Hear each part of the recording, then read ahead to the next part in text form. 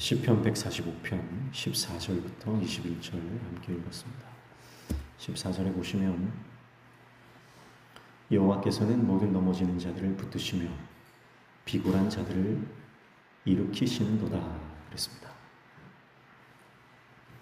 다윗의 주위에는 항상 어려운 사람들이 있었습니다. 다윗이 가는 곳마다 그들이 따라다녔어요. 왜냐하면 다윗이 너무 비참한 인생을 살았기 때문에 다윗이 정말 서러운 인생을 살았어요. 가슴 아픈 인생을 살았어요. 다윗이 잘못한 게 뭐가 있습니까? 그 인생 가운데 잘못한 게 없음에도 불구하고 사울이라고 하는 이 왕의 미움을 사고 사울의 질투죠. 많은 사람들이 왕인 사울보다 다윗을 더 사랑하고 사울은 천천히요 다윗은 만만이다 그러면서 다윗이 적진에 나아가서 승리하고 돌아올 때마다 사람들은 다윗을 칭찬합니다. 질투에 눈이 먼 사울은 이 다윗을 죽이지 못한다 이죠. 그래서 다윗은 늘 쫓겨다니고 늘 목숨의 그 위기를 겪으면서 살았습니다. 그래서 가진 것도 다 잃고 쌓아 올린 것도 다 무너지고 그렇게 비참하게 도망자 신세를 사는데 그 주위에 같은 신세인 사람들이 몰려드는 거예요. 그래서 다윗은 공감하는 사람이에요. 자신의 아픔이 있지만 그 자신의 아픔을 자신의 아픔으로만 간직하고 살아가는 삶이 아니라 자기 안에 있는 아픔을 그 아픔을 통해서 다른 사람의 아픔을 공감해주고 알아주고 위로해주는 그런 삶이었던 것입니다. 그러니까 다윗의 주위에는 다윗과 형편이 비슷한 사람들이 몰려드는 거예요. 근데 다윗이 경험한 게 뭐예요? 하나님 말씀 붙잡고 아무리 힘든 상황, 어려운 상황, 서럽고 답답하고 억울한 상황에 놓여있다 할지라도 끝까지 하나님 붙잡고 나아가면 하나님께서 인생을 회복시키신다는 거예요. 그 인생을 다시 일으켜 세우신다는 거예요. 그래서 다윗은 자신의 인생뿐만 아니라 자신의 주위에 있던 그 비천한 사람들, 성경에는 뭐 그 사람들을 건달이라고 표현할 만큼 다 실패자요, 다 절망에 빠진 자요, 세상적으로는 이제 아무것도 아닌 그런 변두리 인생과 같은 그런 사람들이 다윗 주위에서 함께 하나님 앞에 붙들렸더니 한 사람도 빠짐없이 다윗의 주위에 있는 사람들은 뭐가 됩니까? 용사가 되는 거예요. 오늘 우리가 하나님 붙잡으면 하나님께서 우리를 그렇게 회복시키시는 줄로 믿습니다. 우리가 기도의 용사가 되는 것입니다. 믿음의 용사가 되는 것입니다. 전도의 용사가 되는 것입니다. 주님 나라 사명 감당하는 하나님 앞에 사명자가 되는 거예요. 아무리 힘들고 어렵고 억울하고 가슴 답답한 일이 있어도요, 주님 붙잡으면 주님께서 다 억울한 일을 풀어주시고 우리 인생의 답답한 문제를 해결해 주시는 줄로 믿습니다. 다윗이 자신의 인생을 통해서 배운 것이 그거고, 자신뿐만 아니라 자신의 주위에 있던 모든 사람들이, 그 수백 명의 사람들이 회복되는 걸 다윗의 눈으로 보는 것 아닙니까? 그래서 그 고백을 하는 거예요. 모든 넘어진 자 하나님이 붙들어 주신다. 모든 비굴한 자들을 일으키신다. 그래서 비굴하다라고 하는 것은 비천하다, 엎드린다 그런 뜻이에요. 그러니까 하나님 앞에 숙이고 하나님 앞에 낮아지고 하나님 앞에 겸손하고, 예수님 말씀 표현으로는 마음이 가난한 자, 마음이 가난한 자, 정말 겸손히 하나님 도우심을 구하고 하나님을 의지하는 사람을 하나님 어떻게 하신다고요? 그 인생을 일으켜 주신다. 오늘 우리가 넘어져도 주님께서 붙들어 주시고, 우리가 정말 비천한 상황 가운데 놓여 있다 할지라도 하나님께서는 우리를 일으켜 세워 주시는 줄로 믿습니다. 그래서 하나님을 의지하는 사람을 하나님은 잊지 않으십니다. 하나님을 의지하는 사람을 하나님께서는 절대 놓지 않으십니다. 끝까지 붙들어 주십니다. 때로는 우리가 믿음이 없어서 흔들릴 때도 있지만 내가 흔들려도 주님은 흔들리지 않죠.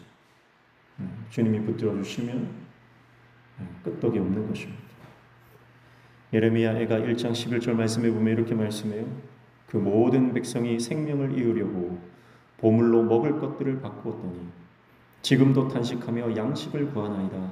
나는 비쳐나오니 여호와여 나를 돌보시옵소서. 그랬어요. 예레미야가 나라가 멸망하는 열왕기하 24장과 25장에 보면 이제 북이스라엘은 이미 망했고 이제 남유다마저 이제 바벨론에 의해서 파괴가 됩니다. 완전히 멸망을 합니다. 나라가 사라집니다. 나라를 잃는 그 아픔과 슬픔과 백성들이 비탄에 빠지고 죽어가는 그 모습을 보면서 예레미야가 눈물로 하나님 앞에 기도하는 거예요. 나는 비쳐나오니 여호와여 나를 돌보시옵소서. 이게 겸손한 자의 고백이고 하나님밖에 의지할 데가 없는 사람의 고백인 거예요. 다윗은요 자신의 비천함을 아는 겁니다. 그래서 그 비천한 정말 마음이 가난한 그의 인생을 하나님이 일으켜 주시는 것을 경험하는 거죠. 반대로요 오늘 예레미야가 1장 11절 말씀에는 백성들은 그렇지 않았다는 거예요. 남유다 백성들은 어떻게 했습니까? 자기 생명을 보존하려고 보물을 먹을 걸로 바꿨다.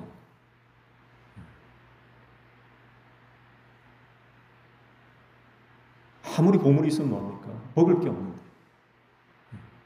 이것은 지금 상황을 말하는 것이기도 하지만 그 이전에 하나님께서 주신 영적인 것들이 있잖아요. 하늘의 축복이 있잖아요. 그것을 세상 것과 바꿨다는 말이에요. 여러분 우리가 목숨 걸고 지켜야 하는 것이 있습니다. 그것은 내 건강도 아니요, 내 재산도 아니요, 내 가족이나 내 자식도 아니요. 여러분 정말 목숨 걸고 끝까지 붙들어야 하는 것은 바로 은혜인 줄로 믿습니다. 지난번에도 말씀드렸지만 하나님 중심으로 살면 하나님이 책임져 주시는 겁니다. 건강 중심으로 살면요 건강 잃어버립니다. 내가 아무리 건강을 챙기려고 건강 중심으로 살아도 하나님이 내 건강 붙들어 주시지 않으면 건강 잃어버리는 거예요. 내가 아무리 돈 중심으로 내가 저축하고 아끼고 절약하고 아무리 내가 모은다고 해도요 하나님이 지켜주지 않으면 밑빠진 독에 물 붓기가 됩니다. 정말 열심히 살았는데 돌아보면 아무것도 남은 게 없어요. 하나님이 지켜주셔야 되는 거예요. 가족이 우선인 사람이 있죠. 가족이 중심인 사람이 있죠. 그러나 하나님 중심으로 살면 하나님이 가족도 붙들어 주시고 하나님 중심으로 살면 하나님께서 다른 모든 것들을 붙들어 주시는 줄로 믿습니다. 그래서 하늘의 지혜가 임해야 되는 것입니다. 하늘의 지혜가. 다니엘과 세 친구들은요 왕의 진미를 거절하는 것입니다. 우상 앞에 놓인 재물을 거절하는 것입니다. 왕의 진미와 포도주를 거절하는 거예요. 그런데 그때 믿음으로 살기로 결단할 때 하늘의 지혜가 임하는 것입니다. 그래서 그들의 지혜가 다른 모든 소년들보다 10배가 더했다. 비교할 수 없는 지혜를 받았다는 뜻이에요. 여러분, 하나님이 우리에게 주시는 지혜는 이 땅의 것과 비교할 수 없는 줄로 믿습니다. 그 지혜를 받아야 됩니다. 그래서 나는 지혜가 없는 거예요. 제가 목회를 이렇게 하다 보니까 뼈저리게 느끼는 게 뭐냐면 내 안에는 지혜가 없다는 거예요. 내 안에는 선한 것이 없다는 거예요. 내 안에는 능력이 전혀 없다는 것이 목회를 하면 할수록 느껴지는 것입니다. 그러나 하나님 앞에 엎드려 기도할 때 하나님께서 지금 뭘 해야 되는지를 가르쳐 주시는 거예요. 지금 누구를 만나야 하는지, 지금 내가 어떤 말씀에 순종해야 하는지 그걸 가르쳐 주시는 거예요. 그러니까 믿음 생활이라고 하는 것은 어떻게 보면 정말 단순한 것 아닙니까? 하나님 말씀해 주시면 순종하면 되는 거예요. 하나님이 말씀해 주시면 아멘하고 순종하면 되는 거예요. 그러니까 우리가 인생을 복잡하게 사는 사람이 있고 인생을 단순하게 사는 사람이 있는데 신앙의 삶은 단순한 거예요.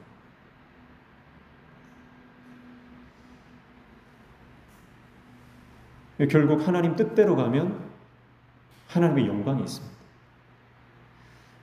정말 그 말씀 순종하기가 힘들 때가 있어요. 내 마음이 그 말씀에 순종하기 힘들 때도 있지만 주위의 상황이 그 말씀을 순종하지 못하게 할 때도 있거든요. 그러면 타협합니다. 적당히 타협합니다. 그런데 타협하지 않고 주님의 뜻이라면 목숨 걸고 나아가면 하나님께서 그 순종의 재물이 있는 곳에는 반드시 영광을 허락하시는 거예요. 제가 이번에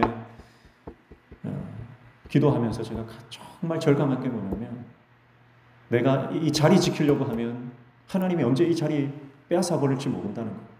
그러나 내가 이 자리 지키려고 하는 게 아니라 하나님의 뜻을 따라가면 하나님께서 영광을 허락하신다는 거예요. 여러분, 그것이 믿음의 원리요, 그것이 하늘의 법칙인 줄로 믿습니다. 그래서 내 생명을 위해서, 오늘 말씀에 에레미야 애가 말씀에도 먹을 거 위해서, 생명 위해서 보물을 다 넘겨버린 거예요. 여러분, 이 땅에 썩어질 것 때문에 영생을 잃지 않으시기를 축복합니다.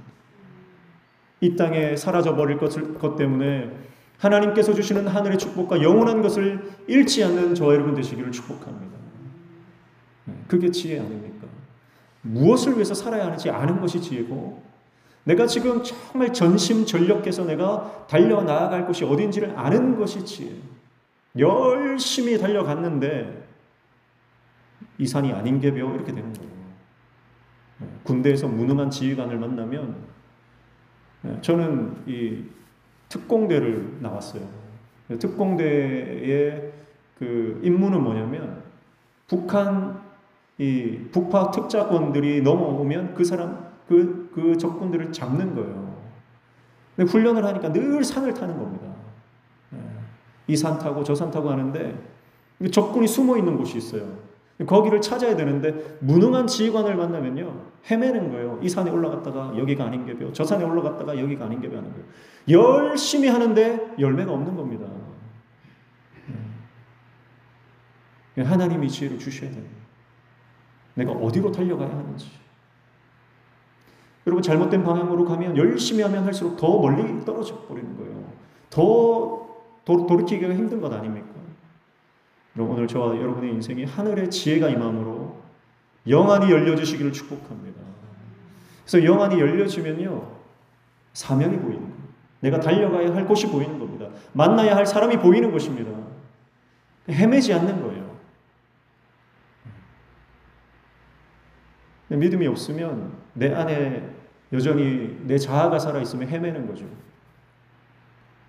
오늘 저와 여러분의 인생 가운데 하늘의 지혜가 임함으로 하나님께서 기뻐하시는 하늘의 축복을 다 받아 누리시기를 주님의 이름으로 축복합니다.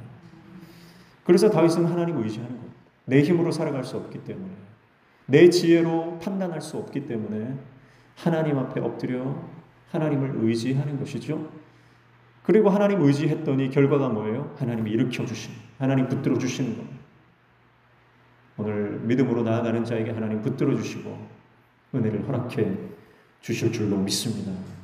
15절에 보니까 모든 사람의 눈이 주를 앙망하오니 주는 때를 따라 그들에게 먹을 것을 주시며 그랬습니다. 여기서 모든 사람은 아마도 다윗의 주위에 있었던 그 믿음의 사람들을 생각하면서 얘기했던 것 같습니다. 그리고 더 넓게는 이 땅의 모든 믿음의 사람들, 하나님을 바라보고 주님을 의지하는 그 사람들을 말하는 것이죠. 그 사람들의 눈이 주님을 앙망한다 그랬습니다. 앙망한다.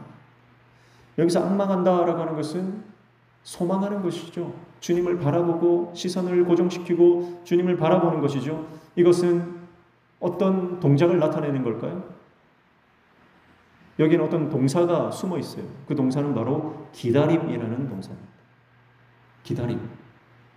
여러분, 그래서 믿음이라고 하는 것은, 신앙생활이라고 하는 것은 또 다른 말로 하면 기다림이다라고 할 수 있습니다. 기다리는 거예요. 하나님을 신뢰하는 사람만 기다릴 수 있습니다. 여러분, 하나님을 신뢰하지 않는 사람은 기다릴 수 없는 거예요. 여러분, 어떤 사람과 약속을 했을 때 그 사람과의 약속을, 저 사람이 약속을 지킬 것이다, 그래서 그 약속에 이루어지는 것을 기다리는 사람은 그 사람을 믿는 사람만 그렇게 할 수 있는 거예요. 그 사람과 관계가, 신뢰 관계가 형성되어 있을 때만 그 약속에 대해서 믿고 기다릴 수 있는 거예요. 얼마 빌려줘. 내가 갚아줄게. 아무나 빌려줍니까? 신뢰관계가 형성된 사람만 빌려줘. 교회에서는 돈 거래하시면 안 됩니다. 이번에도 뭐 한 개그맨이 수십억을 이 사람 저 사람한테 속여가지고 빌려가지고 나중에 보니까 불법 도박 사이트에서 다 날려버린 거예요. 그 뭐 빌린 돈만 20억이다 뭐 이런 얘기를 하던데. 어머니가 아프다. 어머니 팔아서 불법 도박 사이트에서 돈을 다 수십억 벌었던 거 다 탕진하고 이제 돈이 없으니까 이 사람 저 사람 찾아서 1억씩 뭐 어떤 사람은 5억을 빌렸다 그러고 이제 받을 길이 없는 거예요. 사람의 약속은 이와 같은 것이죠. 속이고 빼앗고. 여러분, 다윗이 주님을 앙망하는 것은, 주님을 기다리는 것은 주님을 신뢰하기 때문에, 그리고 하나님은 약속을 어기지 않는 분이시라는 확신이 있기 때문에. 사람은 약속을 어깁니다. 어기고 싶지 않아도 어길 수밖에 없는 상황이 오기도 하는 거예요. 왜냐하면 사람의 능력은 한계가 있기 때문에 그래요. 그러나 하나님은 능력이 한이 없으십니다. 하나님은 전능하신 분입니다. 온 땅의 창조주이시고 온 우주의 주권자이십니다. 그분이 말씀하시고 그분이 언약을 맺으시고 그분이 약속하시면 반드시 성취되고 이루어지는 줄로 믿습니다. 예수 그리스도를 믿으면 구원받는다. 말씀이 약속했는데 너무 죄가 크니까 구원 못 받을 것 같다. 그건 우리 생각이에요. 예수만 믿으면 구원받는 줄로 믿습니다. 그게 하나님의 약속입니다. 그래서 하나님의 약속은 주위의 상황과 환경과 형편과 내 처지에 관계없이 성취되는 거예요. 그런데 우리는 우리 입장에서 생각합니다. 무슨 문제가 터지면 내가 뭘 잘못해서 그런가? 무슨 일이 또 생기면 내가 부족해서 그런가? 늘 절절매고. 여러분, 자유하십시오. 하나님 은혜 안에서 자유하시기를 축복합니다. 주의 영이 있는 곳에 자유함이 있다고 그랬어요. 여러분, 하나님 안에서 자유를 누리셔야 돼요. 말씀 안에서 자유를 누리셔야 됩니다.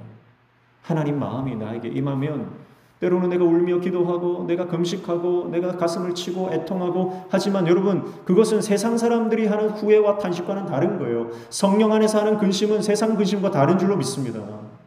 우리가 하는 근심은 영혼을 살리기 위함이요, 우리가 하는 근심은 하나님 나라를 확장하기 위함이요, 우리가 근심하는 것은 교회를 세우기 위함이에요. 세상 사람들이 하는 근심과 우리가 하는 근심은 다른 겁니다. 세상 사람들이 하는 건 뭐예요? 후회예요. 후회. 여러분, 회개는 후회가 아닙니다. 회개는 후회가 아니에요.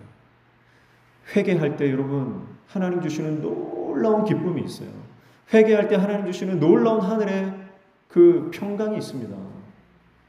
여러분, 그래서 날마다 회개하시고 날마다 주님 은혜 안에 자유하시기를 축복합니다. 그래서 다윗은 주님을 기다립니다. 주님의 약속은 이루어질 것입니다. 지금 내 상황이 어떻든지 주님이 기름 부어주셨잖아요. 다윗은 그 확신이 있어요. 이미 하나님이 기름 부으셨어요. 사무엘 선지자를 통해서 그에게 기름 부으셨고, 하나님께서 기름 부은 자는 절대 하나님이 버리지 않는, 그 약속이 이루어지는 겁니다. 성경책 요한계시록 제일 마지막에 보면 계시록 마지막에 뭐라고 되어 있습니까? 주 예수여 오시옵소서. 주 예수여 오시옵소서. 그게 뭐예요? 기다림입니다. 성경책 제일 마지막에 기다림을 말하고 있어요. 그래서 신앙의 본질은 어쩌면 기다림입니다. 우리가 마지막까지 붙들어야 하는 그 기다림입니다. 주님을 신뢰하고 주님을 의뢰하고 내 삶 가운데, 내 가정 가운데, 우리 교회 가운데 일하실 하나님을 신뢰함으로 끝까지 기다리는 거예요. 그 기다리는 동안에 주님 앞에 기도하고 예배하고 찬송하고 감사하고 주님 사명 감당하는 것입니다. 여러분, 그러면 하나님이 일하시고 하나님이 역사하시고 하나님이 약속을 이루어 주시는 줄로 믿습니다. 그게 하나님 신뢰하는 자의 모습이라고 하는 것입니다. 여러분, 우리 인생은 기다림의 연속 아닙니까? 근데 이 기다림 가운데는 어쩌면 답답함이 있을 수 있습니다. 목마름이 있을 수 있습니다. 그러나 우리가 주님과의 관계 안으로 깊이 들어가서 기다리는 그 기다림은요, 내가 막막하게 기다리는 그 기다림이 아니라 하나님 주시는 놀라운 이 평강과 자유함이 있는 기다림인 줄로 믿습니다. 하나님의 약속을 신뢰하고 주님을 끝까지 앙망하는 저와 여러분 되시기를 축복합니다. 16절에 보니까 손을 펴사 모든 생물의 소원을 만족하게 하시나이다 그랬습니다. 손을 폈다. 손을 펴는 것은 일한다 말이에요. 무슨 일을 하십니까? 손을 펴서 하시는 일이 뭐예요? 돌보시고 보호하시고 공급해 주시는 것입니다. 하나님이 손을 펴시면 하나님이 지켜주시고 하나님이 도와주시고 하나님이 공급해 주시는 줄로 믿습니다. 근데 이 돌보심과 보호하심은요, 아낌없이 베푸심이고, 그리고 가장 좋은 방법으로, 가장 선한 방법으로 적절하게 일하십니다. 그래서 하나님이 일하시면 결과는 뭐예요? 만족이다 이렇게 말하고 있어요. 하나님이 일하시면 만족이 있다. 하나님이 일하시면 감사가 충만하고, 하나님이 일하시면 우리 안에 찬송이 가득하고, 하나님이 일하시면 우리 가정이 하나 되고, 하나님이 일하시면 우리 교회가 연합하고, 하나님이 일하시면 영혼이 돌아오고, 그리고 하나님이 일하시면 부족함이 없는 줄로 믿습니다. 그게 하나님의 일하시면, 하나님이 손을 펴시면, 여러분, 하나님은 기도하는 자에게 손을 펴시는 줄로 믿습니다. 예배하는 자에게 손을 펴시는 줄로 믿습니다. 믿음으로 주님을 바라보는 자에게 하나님은 손을 닫지 않고 손을 쥐고 계신 분이 아니라 손을 펴서 일하시는 분입니다. 17절에 여호와께서는 그 모든 행위에 의로우시며 그 모든 일에 은혜로우시도다 그랬습니다. 그래서 다윗은 하나님이 하시는 그 모든 일들, 그 행위가 의로우시고 은혜로우시다. 의롭다라고 하는 것은 공의를 말하는 것이죠. 은혜롭다라고 하는 것은 사랑을 말하는 것이죠. 그래서 다윗은 하나님에 대해서 정확하게 이해합니다. 하나님은 사랑의 하나님이시고 동시에 정의의 하나님이시다. 사랑과 정의를 주십니다. 그래서 그 나라는, 하나님의 나라는 공의와 사랑이 흘러가는 나라다. 그래서 악한 자들이 반드시 심판받는 것이고, 하나님을 믿고 의지하는 그 의인들은 반드시 보상을 받는 것이 하나님의 나라다. 그것을 다윗이 그 인생 가운데 깨닫는 것입니다. 여러분, 우리가 인생을 살다 보면 하나님의 공의와 하나님의 사랑에 대해서 의심될 때가 많습니다. 왜냐하면 주위의 상황이 안 그렇거든요. 악한 사람들이 잘 되고 불법을 저지르고 편법을 저지르고 악한 일을 하는 사람들이 떵떵거리면서 사는 걸 보거든요. 그런데 성경에 수많은 믿음의 사람들도 그 고민 다 했어요. 다 똑같이 그 고민했습니다. 다윗도 십수년간 그 고민하고 살았어요. 그러나 순간순간 하나님이 도우시고 하나님이 돌보시고 하나님의 사랑을 하나님께서 책임지시는 것을 다윗은 인생을 통해 깨닫는 것입니다. 이 공의와 사랑의 하나님이 저와 여러분 인생 가운데 깨달아지시기를 축복합니다. 그래서 다윗은 마지막으로 하나님은 복 주시는 분이다. 하나님은 도우시는 분이다. 하나님은 우리에게 은혜를 베푸시는 분이다. 하나님은 축복의 하나님이다. 그 고백을 하는데 어떤 자에게 복을 주시는가 세 가지로 정리합니다. 먼저 18절에 하나님은 기도하는 자에게 복을 주신다. 그렇게 말씀하고 있어요. 18절 보시면 여호와께서는 자기에게 간구하는 모든 자, 곧 진실하게 간구하는 모든 자에게 가까이 하시는도다 그랬습니다. 기도하는 자, 간구하는 자. 하나님은요, 기도하는 자에게 복을 주시는 분이에요. 다윗은 누구보다 그것을 뼈저리게 경험했습니다. 정말 힘들고 어려울 때 다윗은 할 수 있는 게 기도밖에 없습니다. 하나님을 기도할 때 하나님이 멀리 계시지 않고 가까이 계시다. 가까이 왜 오세요? 기도 들으시기 위해서. 내가 정말 목소리도 나오지 않고 흐느끼는 그 소리마저 주님은 들으시려고 가까이 오신다. 이게 다윗의 고백이에요. 그리고 오늘 하나님은 우리의 기도를 들으시는 분인 줄로 믿습니다. 그래서 하나님께 기도하십시오. 기도하면 반드시 응답됩니다. 기도하면 반드시 역사가 일어납니다. 기도하면 반드시 하나님이 하늘의 문을 여시는 겁니다. 기도하면 복을 주시는 겁니다. 막힌 문제가 있습니까? 기도하십시오. 상황이 막혀 있고 사람들이 내 의견을 따라주지 않고 그래도 기도하십시오. 기도하면 상황이 바뀝니다. 기도하면 막힌 것들이 열리는 역사가 일어나는 것입니다. 신앙생활하면서 기도하고 응답받고 이 경험들이 계속 우리의 간증이 돼요. 10년 전에 기도하고 응답받은 거 그거 가지고 붙들고 살면 안 돼요. 오늘 기도하고 오늘 응답받은 제목으로 살아가시기를 축복합니다. 그리고 하루하루 그 응답의 역사들이 쌓이면 그게 영적 내공이 되는 겁니다. 그래서 이 믿음의 내공이 충만한 사람은 흔들리지 않습니다. 왜냐하면 그만큼 하나님을 경험했기 때문에. 두 번째, 다윗은 어떤 자가 복 있는 자냐? 하나님을 경외하는 자가 하나님의 복을 받는다 그렇게 말합니다. 19절 보십시오. 그는 자기를 경외하는 자들의 소원을 이루시며 또 그들의 부르짖음을 들으사 구원하시리로다. 그래서 하나님을 경외하는 사람. 여러분 세상을 두려워하지 마십시오. 하나님을 두려워하는 자가 되어야 됩니다. 세상 권세자들을 두려워하지 마십시오. 오직 하나님을 두려워해야 합니다. 사람 앞에서 벌벌벌 떠는 사람들이 있어요. 아무리 지위가 높고 고관대작이 내 앞에 있다 해도요. 하나님보다 큰 사람은 이 땅에 없는 것입니다. 그래서 주님 앞에서 하나님을 경외하고 주님 앞에만 엎드리는 거예요. 사람 앞에 엎드려 비는 것이 아니라 하나님 앞에 엎드리는 것입니다. 하나님을 경외하는 자를 하나님은 절대 버리지 않습니다. 사울이 버림받은 이유는 하나님을 경외함이 없었기 때문입니다.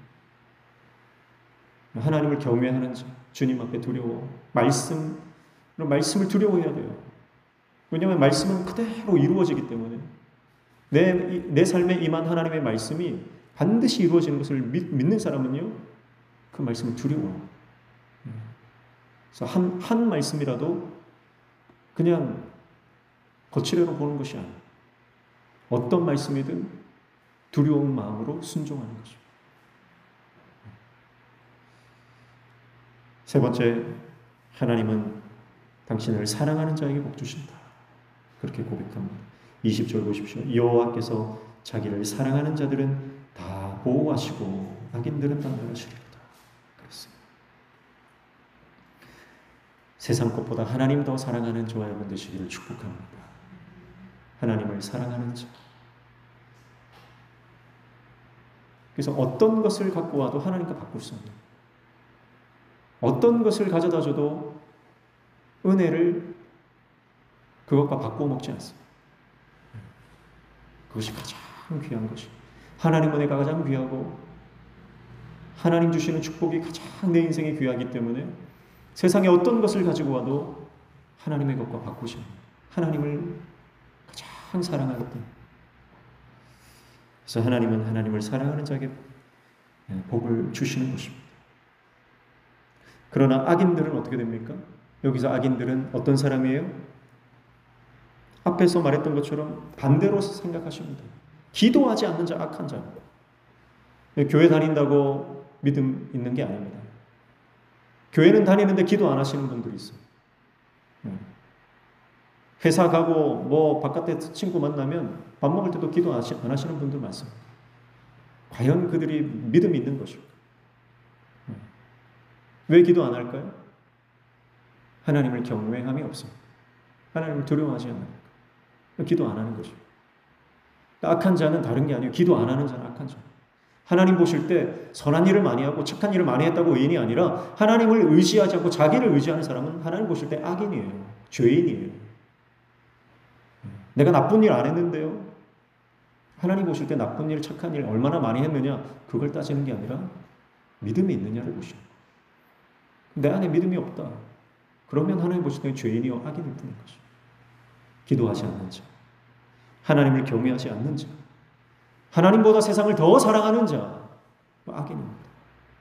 그 악인들은 어떻게 된다고 말씀합니까? 하나님께서 다 멸하시리로다 그랬습니다. 여기서 재밌는 게 뭐냐면 사랑하는 자는 보호하신다 그랬죠. 보호하신다. 보호하신다는 히브리어로 샤마르입니다. 샤마르. 근데 멸한다라고 하는 히브리어는 샤마드. 한 끗 차이죠. 그러니까 여러분, 신앙과 불신앙은 한 끗 차이. 믿음 좋은 것 같지만 딱 돌이켜보면 상황이 부딪히면 불신자가. 어떤 분이 그러더라고요. 지옥에 가니까, 지옥은 어떤 사람들이 가느냐? 지옥에는 불신자가 한 사람도 없다. 다 신자가 지옥에 가더라고요. 무슨 말이냐면 모든 사람이 죽는 순간 하나님이 있구나 그걸 알게 된다는 거예요. 그거 알고 지옥에 간다는 거예요. 그러니까 지옥에서 고통당하는 사람들이 믿음이 없는 사람들이 아니라 다 믿음 있는 사람들이다. 지옥을 경험한, 지옥에 갔다 왔다고 체험했다고 주장하시는 분이 그런 얘기를 하더라고요. 근데 일리가 있는 말이죠. 우리 인생은 지금 육신의 몸을 입고 있으니까 영적인 것이 없는 줄 알고 세상 가운데 그냥 자기 마음대로 살아가지만 이 육신을 떠나는 순간 즉각적으로 아는 게 뭐예요? 영혼이 있다는 걸 알게 되는 거 아닙니까? 영혼이 있으면 영적인 세계가 있다는 것이죠. 영적인 세계가 있으면 하나님 계시다는 거 아닙니까?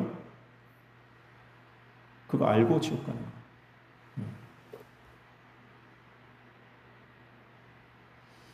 사랑하는 성도 여러분, 오늘 저와 여러분이 하나님의 샤마르, 하나님의 보호하심을 받는 하나님 백성 되시기를 축복합니다. 하나님의 샤마드, 심판받는 저주받은 사람이 되서는 안 되는 거예요. 신앙은 한 끗 차이. 믿음, 구원과 심판은 종이 한 장 차이다 그랬잖아요. 하나님이 임하실 때 믿음의 사람은 구원받는 것이고 동시에 믿음 없는 사람들은 심판받는 것입니다. 종이 한 장 차이. 언제 주님 오실지 우리는 알 수 없습니다. 그러나 그 주님 오시는 그날 우리의 믿음은 증명되는 것입니다. 그러므로 오늘 저와 여러분이 가짜 믿음 아니라 경건의 모양만 있는 것이 아니라 진짜 믿음으로 경건의 능력으로 주님 사명 감당하는 기도의 사람, 경건의 사람, 하나님만 사랑하는 주의 백성 다 되시기를 주님의 이름으로 축복합니다. 마지막 21절 보니까 내 입이 여호와의 영예를 말하며 모든 육체가 그의 거룩하신 이름을 영원히 송축할지로다 그랬습니다. 시편 145편 시작하면서 1절부터 3절까지 다윗은 하나님을 찬송하고 하나님의 이름을 선포하겠다고 믿음으로 결정하지 않습니까? 그리고 마지막 이 시편을 마치면서도 내가 영원히 송축할 것이다. 그렇게 영적인 결단을 하고 있는 것입니다. 사랑하는 성도 여러분, 우리의 인생이 찬송으로 시작했다가 찬송으로 마치는 복된 인생 되시기를 축복합니다. 이 땅을 떠날 때 찬송하고 떠나는 인생이 되셔야 됩니다. 이 땅을 떠날 때 두렵고 공포스러운 마음으로 아이고 하면서 가는 사람이 있습니까? 그러나 우리 입술에는 찬송이 가득해야 되는 거죠. 어떤 사람이 찬송하고 이 땅을 떠납니까? 날마다 찬송한 사람. 날마다 주님 바라본 사람이에요. 그 사람이 내 인생 마감할 때도 주님 앞에 찬송하며 주님 나라 가는 줄로 믿습니다. 천군 천사가 나를 데리러 오는 그 모습을 보면서 예수님께서 나를 맞아주시는 그 두 팔 벌리고 나를 맞아주시는 그 기다리고 계신 그 주님을 보면서 우리는 찬송하며 천성을 향해 나아갈 것입니다. 우리가 이 땅에서 기다렸지만 그 기다림이 참 어떨 때는 답답하고 힘들었지만 그러나 주님은 더 오랫동안 기다리셨어요. 주님은 더 오랫동안 우리를 기다리셨어요. 기다려 주셨어요. 우리의 시간 하나님을 향한 찬송으로 시작해서 찬송으로 마치고 오늘 우리의 하루하루가 찬송으로 시작해서 찬송으로 마치고 우리의 한 달이 찬송으로 시작해서 찬송으로 마치고 우리의 한 해가 찬송으로 시작해서 찬송으로 맞춰주시기를 축복합니다. 우리의 인생이 찬송으로 시작해서 찬송으로 마치고 감사로 시작해서 감사로 마치고 기도로 시작해서 기도로 마치고 예배로 시작해서 예배로 마치 영적인 것으로 가득 채워져서 다윗의 이 고백이 저와 여러분의 동일한 고백이 되시길 주님의 이름으로 축복합니다. 찬송하겠습니다. 찬송가 410장